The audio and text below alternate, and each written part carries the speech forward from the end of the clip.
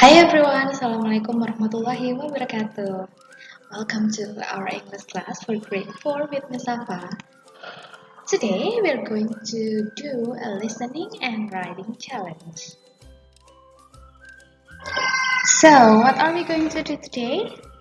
The first one is vocabulary challenge. Watch the videos about some occupations. Jadi, Miss Safa sudah mencantumkan link beberapa video mengenai kosakata macam-macam pekerjaan. Kalian bisa lihat pada materi Google Classroom ya. The second one is listening challenge. Please listen to the audio provided. Misaka juga sudah membuat rekaman untuk listening challenge kalian. Ada pada video materi yang Misaka share juga ya di materi. The third one is about sentence pattern. We're going to talking and asking about follow-up question about the occupation. Jadi, nanti kita akan belajar untuk membuat kalimat sederhana untuk membuat percakapan mengenai pekerjaan. Pekerjaan orang tua kalian atau pekerjaan orang lain. Okay. The fourth one is writing challenge. Complete the missing words in a sentence. Jadi, setelah kalian mempelajari materi hari ini, kalian yang terakhir akan mengerjakan writing challenge. Ada pada buku English Chess kalian, okay? Alright, that's all about the material for today. Let's continue. Section 1. This is about vocabulary. Watch the videos about some occupation. Tolong kalian pelajari video mengenai kosakata macam-macam pekerjaan yang telah Misalfa share di materi pada Google Classroom kalian ya. Setelah kalian mempelajari beberapa kosakata mengenai macam-macam pekerjaan atau occupations, here are some examples. Jadi ada beberapa contoh yang bisa Misalfa sebutkan. For example, bisa kalian lihat pekerjaan apakah yang dia lakukan? Ya, dia adalah pembuat roti. Pembuat roti dalam bahasa Inggris adalah baker.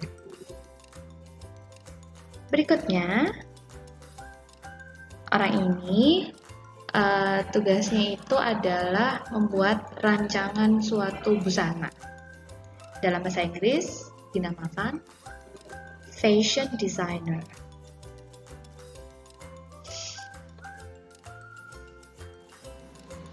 Berikutnya adalah seorang ibu yang bekerja di rumah. Jadi tidak bekerja di luar rumah, tapi bekerjanya di rumah. Itu namanya dalam bahasa Inggris homemaker. Homemaker juga sama diperuntukkan bila ayah bekerja di rumah. Jadi tidak bekerja di luar rumah, itu juga dinamakan homemaker. Berikutnya, seperti yang kalian lihat, itu ada seorang guru. Jadi ini sama dengan guru seperti teacher, tapi biasanya dia mengajar di sekolah tingkatan yang lebih tinggi, misalnya di bangku perkuliahan. Dan orang ini dipanggil professor dalam bahasa Inggris. Berikutnya, mungkin kalian sering melihat orang ini di televisi menyampaikan berita, meliput berita. Dia adalah reporter. Reporter itu adalah jurnalis yang menyampaikan berita atau meliput berita. Berikutnya, apakah ada yang mengenal orang ini? Dia adalah seorang penulis novel yang terkenal gitu ya. Dia menulis novel Harry Potter. Mungkin ada yang pernah mendengar. Ya, dia adalah seorang writer. Writer adalah penulis. Here is the section 2 of this lesson. This is listening challenge. Please listen and number based on the audio provided.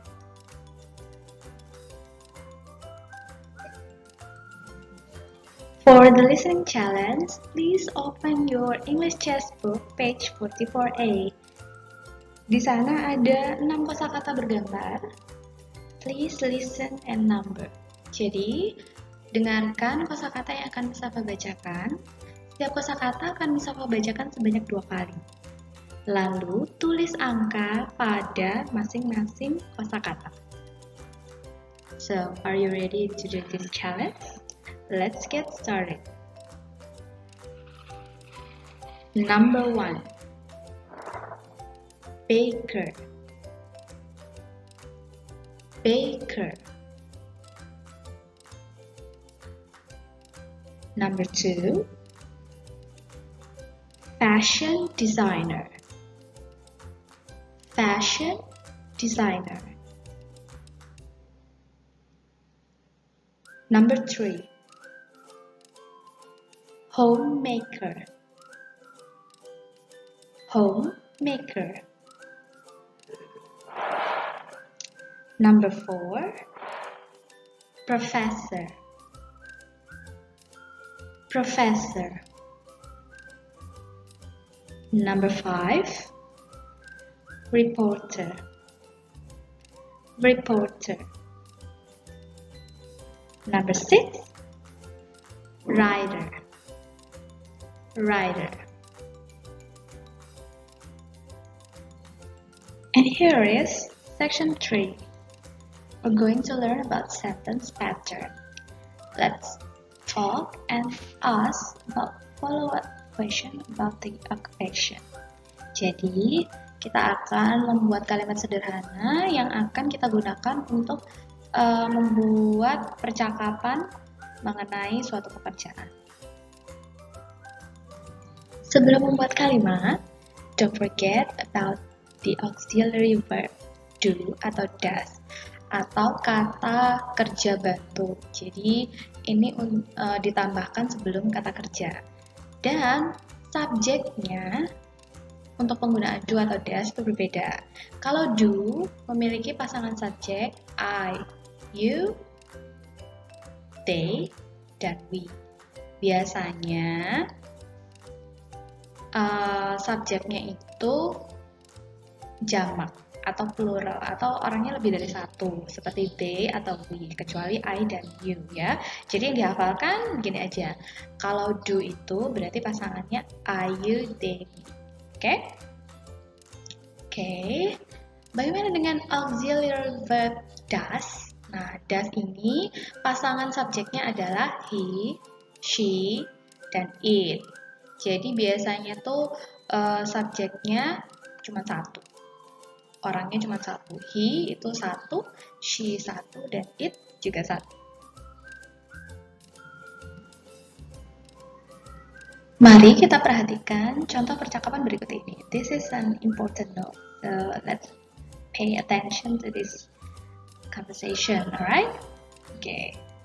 Jadi ada percakapan seorang anak laki-laki dan anak perempuan. Yang anak laki-laki ini bertanya, "What does your mom do?" Apa pekerjaan ibumu? Nah, anak perempuannya menjawab, "My mom is a baker." Ibuku adalah seorang pembuat roti. So, you have to pay attention to the auxiliary verb pada urutan pertama. Jadi, perhatikan kata kerja bantunya ya, yang pertama. Nah, yang diberi highlight, does. Mengapa kata kerja bantu itu menggunakan does? Karena pertanyaannya adalah your mom. Dia menanyakan pekerjaan ibunya. Ibunya itu orang tunggal, jadi cuma satu. Bisa diganti menjadi she. Jadi, seperti yang sudah dijelaskan sebelumnya, kalau auxiliary verb-nya itu dengan subjek he, she, it, berarti yang digunakan adalah does. Oke. Nah, kalau yang kedua ini kata kerjanya adalah do. Itu berarti menjelaskan apa yang dilakukan atau pekerjaannya. Jadi tidak perlu diganti do atau does. Yang perlu diganti adalah auxiliary verb yang pertama.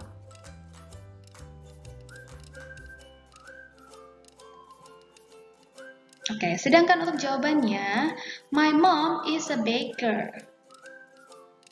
Kenapa pakai is? Karena my mom itu adalah menyebutkan subjek tunggal. Jadi ibunya cuma satu kan? Jadi my mom itu bisa diganti dengan she atau kata gantinya adalah she. Berarti she memiliki pasangan to be is. Jadi my mom is a baker.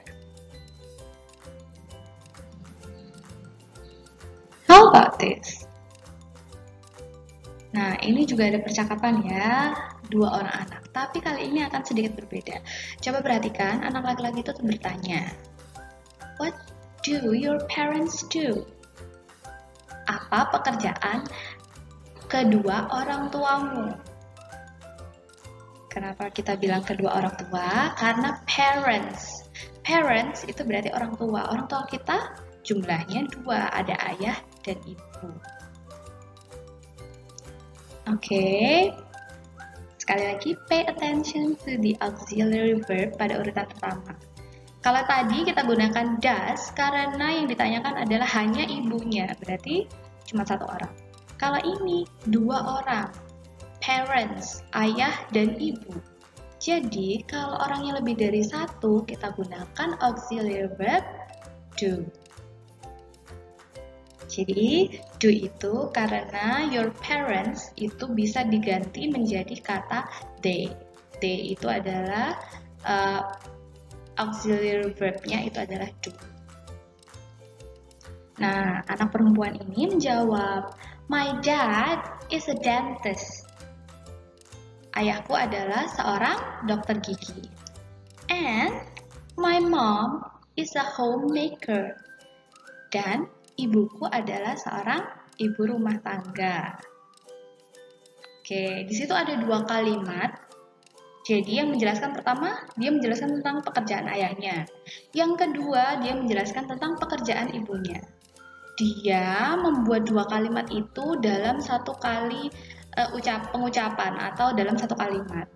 Maka kita gunakan kata and. Jadi use and atau and itu adalah conjunction, kata penghubung, menghubungkan dua kalimat supaya menjadi satu kalimat. So use and when you talk about more than one thing in one sentence. Jadi kalau kalian mau menjelaskan atau menyebutkan dua hal dalam satu waktu, gunakan kata and sebagai kata penghubung. We're at the section 4 of this lesson. This is writing challenge. Complete the missing words in a sentence. Also match the questions and answers. Jadi tugas kalian adalah melengkapi kata yang hilang pada suatu kalimat serta mencari pasangan untuk pertanyaan dan jawaban.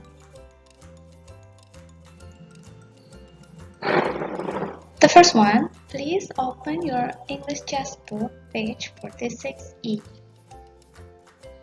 The second one, 45D.